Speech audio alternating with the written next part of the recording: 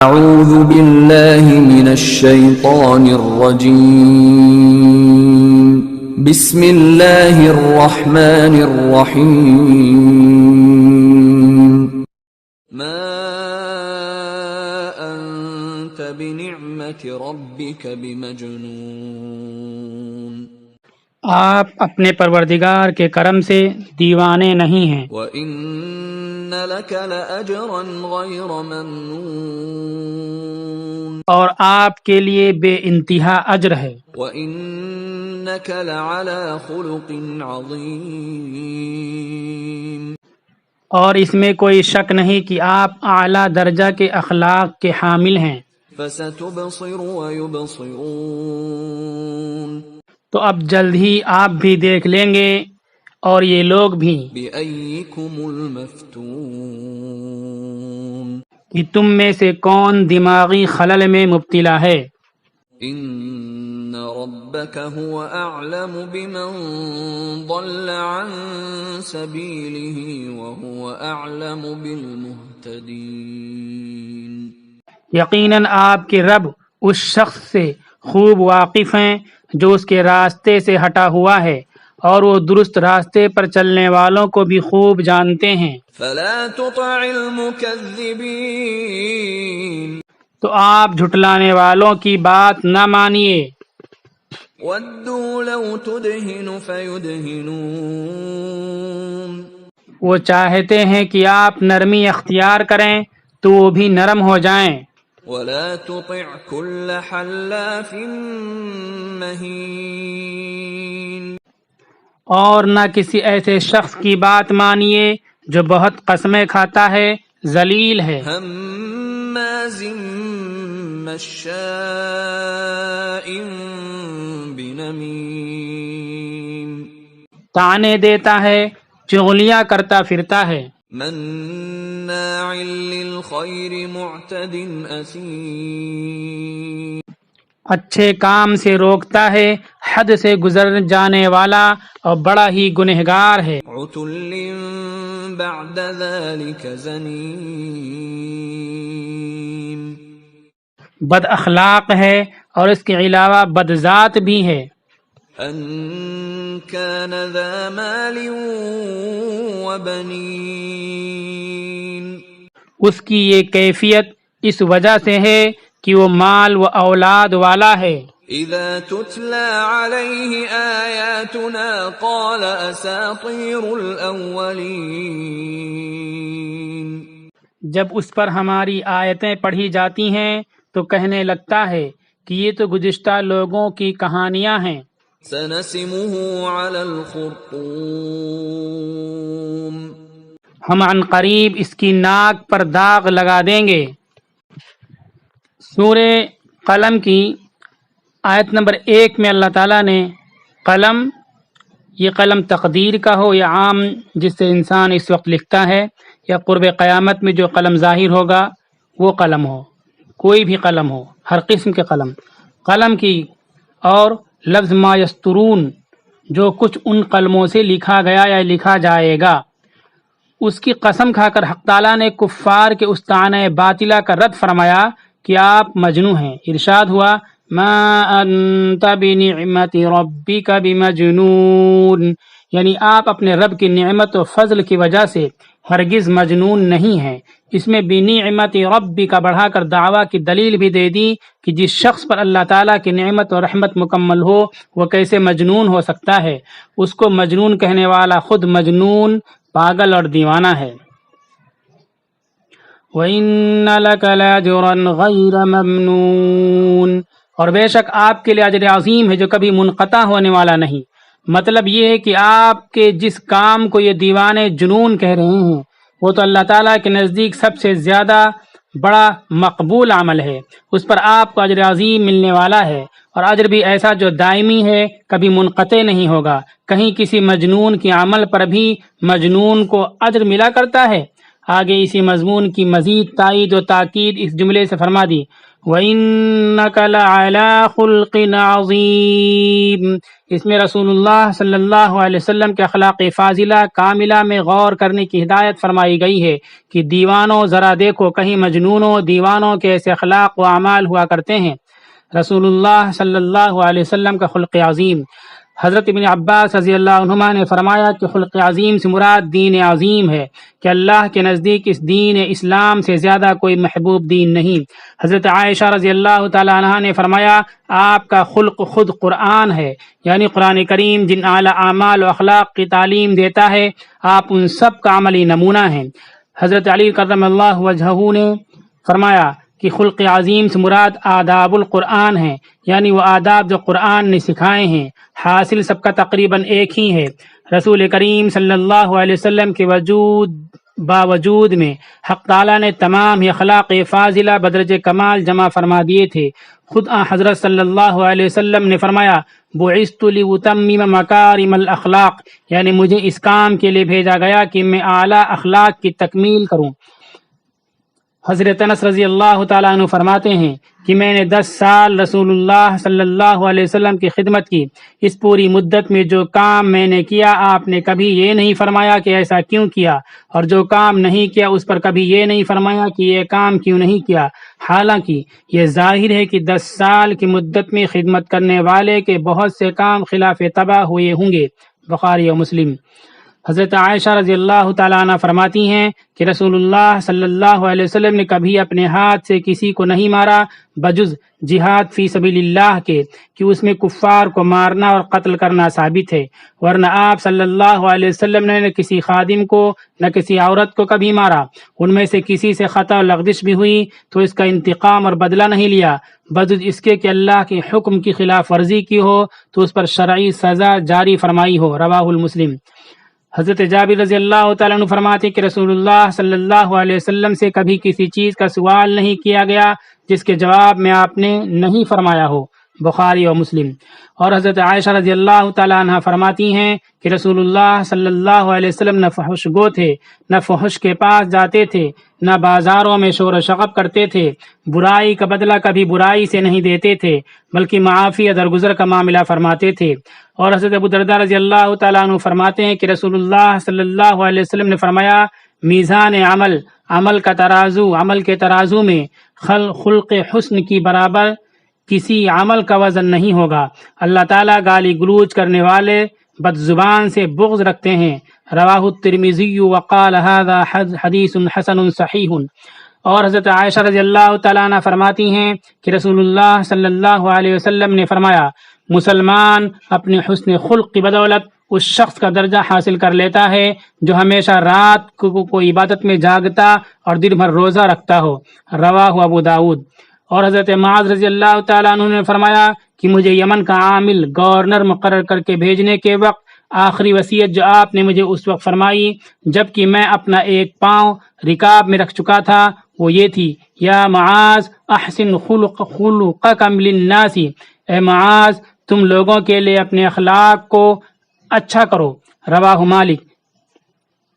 فَسَتُبْصِرُ وَيُبْصِرُونَ بِأَيِّكُمُ الْمَفْتُونُ، ان قریب آپ بھی دیکھ لیں گے، یہ کفار بھی دیکھ لیں گے کہ تم میں کون مجنون ہے۔ مفتون اس جگہ مجنون پاگل کے معنی میں ہے۔ پچھلی آیات میں آپ کو مجنون کہنے والوں کے طعنہ کو دلائل سے رد کیا گیا تھا۔ اس آیت نے پیش گوئی کے طور پر یہ بتلایا کہ یہ بات پوری یوں ہی ڈھکی چھپی رہنے والی نہیں ہے۔ قریب آنے والے وقت میں سب آنکھوں سے دیکھ لیں گے کہ معاذ اللہ آپ مجنون تھے یا آپ کو مجنون کہنے والے پاگل دیوانے تھے۔ چنانچہ تھوڑے ہی عرصہ میں یہ بات کھل کر دنیا کے سامنے آ گئی اور انہیں مجنون کہنے والوں میں سے ہزاروں حلقہ بگوش اسلام ہو کر آپ کی اتباع و محبت کو سرمایہ سعادت سمجھنے لگے۔ یہ بہت سے اشقیاء بدبخت بد نصیب جن کو توفیق نہیں ہوئی وہ دنیا میں بھی ذلیل و خوار ہوئے۔ فلا تطع المکذبین ودوا لو تدہن فیدہنون، یعنی آپ ان جھٹلانے والوں کی بات نہ مانیں، یہ تو یوں چاہتے ہیں کہ آپ کچھ تبلیغ احکام میں نرم پڑ جائیں، شرک و بت پرستی سے ان کو روکنا چھوڑ دیں تو یہ بھی نرم پڑ جائیں کہ آپ پر طعن و تشنیع اور آپ کی ایذا رسانی چھوڑ دیں۔ مولانا خالد سیف اللہ رحمانی صاحب لکھتے ہیں اس آیت کے ذیل میں کہ وہ چاہتے ہیں کہ آپ اپنے دین سے تھوڑا سا ہٹ جائیں، کفر و شرک کی کچھ باتوں کو قبول کر لیں تو وہ بھی آپ کی مخالفت ترک کر دیں۔ چنانچہ مشرکین حضور صلی اللہ علیہ وسلم سے مطالبہ کرتے تھے کہ ہم لوگ مدت متعین کر لیں، کچھ دن ہم آپ کے خدا کی عبادت کر لیں، کچھ دن آپ ہمارے خدا کی عبادت کر لیں۔ قرآن نے صاف کہہ دیا کہ آپ کو ایسے لوگوں کی بات نہیں ماننی ہے۔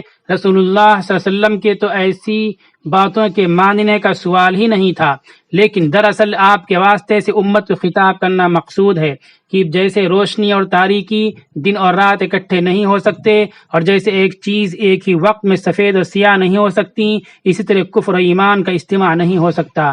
اس میں ان لوگوں کے لیے خاص طور پر تنبیہ ہے جو رواداری کے نام پر مشرکانہ افعال اور مذاہب کفر کے شعائر تک کو قبول کرنے کے لیے تیار ہیں۔ آج اس وقت جب لاک ڈاؤن کے کووڈ-19 کے موقع پر مختلف اموات ہو رہی ہیں، بکثرت موتیں ہو رہی ہیں، اس میں کچھ ناسمجھ اور نادان مسلمان بہت ہی زیادہ لبرل بن رہے ہیں اور انسانیت کے نام پر اپنے متاع ایمان کا سودا کر کے مشرکانہ اعمال و مناسک کو ادا کر رہے ہیں۔ انسانی جسموں کو جلانے کا بیہودہ کام کر رہے ہیں اور چتاؤں کو آگ لگا کر کے مشرکانہ اعمال میں شریک ہو رہے ہیں اور ارتھیوں کو کندھا دے کر کے غیر اسلامی طریقے پر اس کی کارروائیاں کر رہے ہیں۔ وہ ناسمجھ اور نادان ہیں، اپنے ایمان کا تو سودا کرتے ہی ہیں۔ حقیقت یہ ہے کہ ان کے اس عمل سے، ان کی ان کوششوں کے نتیجے میں معاندین اسلام کے دلوں میں ہمدردی، خیرخواہی پیدا ہونے کے بجائے یہ سوچ پیدا ہوگی کہ ہمارے غلام ہیں اور یہ چور ہیں۔ چوری کا بھی الزام لگتا ہے جو مسلمان ارتھیوں کو جلاتے ہیں۔ ایسی پوسٹیں آئیں کہ عبداللہ نے ارتھی کو جلائی تو ہے، لیکن میت کی ہاتھ کی سونے کی انگوٹھی کو عبداللہ نے چرا بھی لی ہے۔ تو یہ چور اور غلام بننے والی کوشش ہے، ایمان سے محروم ہونے والی کوشش ہے۔ اس میں رواداری کے نام پر مشرکانہ افعال مذاہب کفر کے شعائر کو قبول کرنے سے منع کیا گیا۔ یہ کوئی رواداری نہیں ہے۔ رواداری کا مطلب اپنے دین پر قائم رہتے ہوئے دوسروں کی دل آزاری سے بچنا، نہ کہ خود اپنے ڈگر سے ہٹ جانا، اپنے ایمان اور اپنے اسلامی تعلیمات کو چھوڑ کر کے انسانوں کو جلانا، انسان کی لاشوں کو جلانا، انسان کی لاشوں کی توہین کرنا، یہ اپنی ڈگر سے ہٹ جانا ہے۔ آج کل کچھ لوگ ایسی باتیں کرتے ہیں کہ تمام مذاہب ایک ہی ہیں، صرف راستے جدا ہیں۔ قرآن کے اس بیان سے اس کی بھی تردید ہوتی ہے۔ حقیقت یہ کہ راستے الگ الگ ہیں، ایک راستہ جنت کی طرف لے جاتا ہے اور دوسرے تمام راستے دوزخ کی طرف جاتے ہیں۔ وَلَا تُطِعْ كُلَّ حَلَّافٍ مَّهِينٍ هَمَّازٍ مَّشَّاءٍ بِنَمِيمٍ۔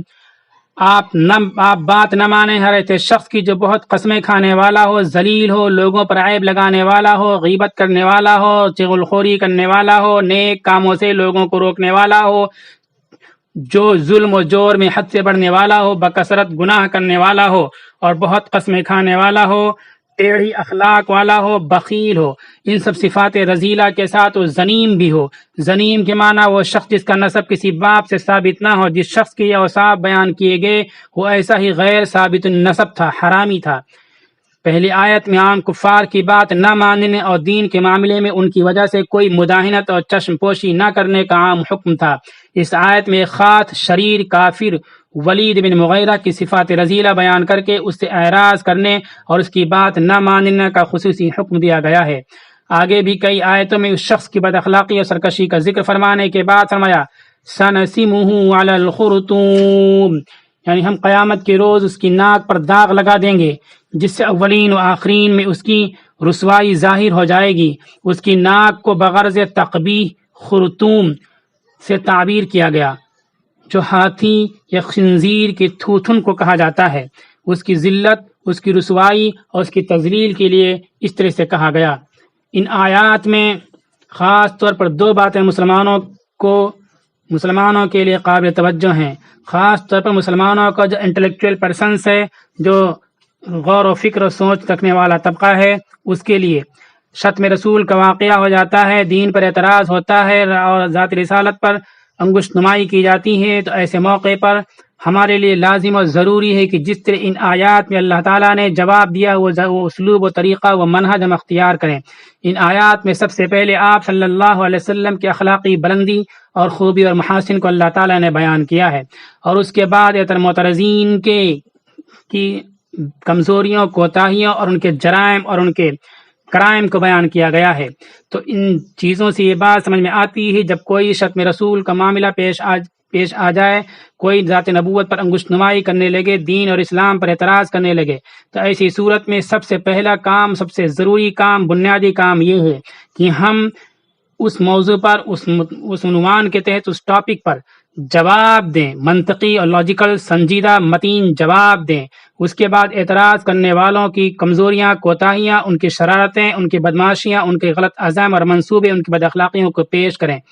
ہم یہ بتائیں کہ یہ جو اسلام پر بھونکتے ہیں، ذات نبوت پر بھونکتے ہیں اور ستاروں پر تھوکتے ہیں، یہ اتنے ذلیل، نیچ، حقیر، پلید، غلیظ نالی کے کیڑے ہیں کہ یہ انسانوں کے لیے کیا بھلائی کریں گے، کسی قوم کے لیے کیا بھلائی کریں گے۔ ان کا نیچ پن، ان کی ذلت، ان کی نکبت اس سے ظاہر ہے کہ گرمی کے شدید گرمی کے موسم میں، پیاس کے عالم میں چھوٹے چھوٹے معصوم بچوں کو ایک گھونٹ پانی پینے سے بھی روکتے ہیں اور پانی پینے پر سزائیں دیا کرتے ہیں۔ ان کا نسب معلوم نہیں، ان کی ذات معلوم نہیں، ان کا کنبہ خاندان معلوم نہیں، ان کے یہاں بہن بیٹے کی عزت اور عصمت کا کوئی معاملہ اور کوئی حفاظت کا اور اس کی صیانت کا کوئی نظم نہیں ہے۔ اس طرح سے ہم اسلام پر بھوکنے والوں کے عیوب، ان کی کمزوریوں، ان کی شرارت و بدماشیوں کو لوگوں کے سامنے آگاہ کریں۔ یہ طریقہ ہے سورہ قلم کی شروع کی آیات میں، آیت نمبر 16 تک اللہ تعالیٰ نے طریقہ بتلایا ہے۔ لیکن عام طور پر ہوتا یہ ہے کہ جب کوئی معاملہ ایسا ہوتا ہے تو ہم لوگ ایک طرف سے احتجاج، پردرشن، شور شرابہ اور مختلف قسم کے ایجیٹیشن کے ذریعے سے ایسے کیڑوں کو، ایسے گندوں کو، ایسے غلیظ، نجس و پلید لوگوں کو ہیرو بنا دیتے ہیں، ایسے شیطانوں کو ہیرو بنا دیتے ہیں اس کے خلاف بول بول کر کے، لیکن جو بنیادی اہم ضروری کام تھا اس کو بالکل نظر انداز کر دیتے ہیں۔ ایسے موقع پر قرآن نے بتلایا کہ آپ صلی اللہ علیہ وسلم کی سیرت، سوانح، آپ کے اخلاق لوگوں کے سامنے پیش کیے جائیں، اور پھر اعتراض کرنے والوں کے عزائم اور منصوبے، شرارتیں، بدماشیاں بھی لوگوں کے سامنے پیش کی جائیں۔ یہ جواب ہوگا۔ ان دونوں کاموں کی تکمیل کے بعد پھر تیسرے اور کسی اور چیزوں کا نمبر آتا ہے۔ اللہ تعالی عمل کی توفیق عطا فرمائے۔